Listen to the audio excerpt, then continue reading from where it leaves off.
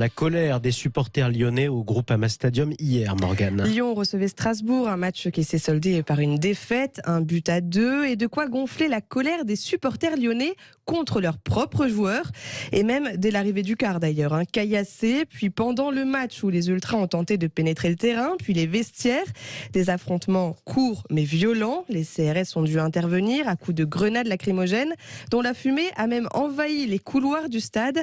C'est donc sur la pelouse que le président du club s'est exprimé, Jean-Michel Aulas.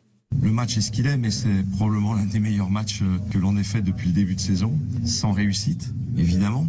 Mais quand on arrive à avoir 28 tirs, alors bien sûr il n'y en a que 8 de cadrés, mais c'était vraiment un match où on a retrouvé notre dynamisme. Voilà, maintenant, les réactions des COP de supporters, à chaque fois qu'on essaye de prendre un certain nombre d'initiatives, on se retrouve face à des supporters qui sont quand même très méchants. Des supporters qui ont adressé un message à John Textor, nouvel actionnaire majoritaire du club, qui était présent lors de la rencontre hier.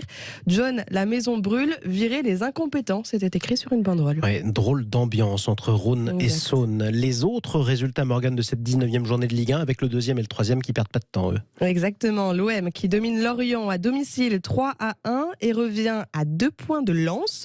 Victoire d'ailleurs difficile, tout de même, descend et hors sur les Auxerrois, 1-0.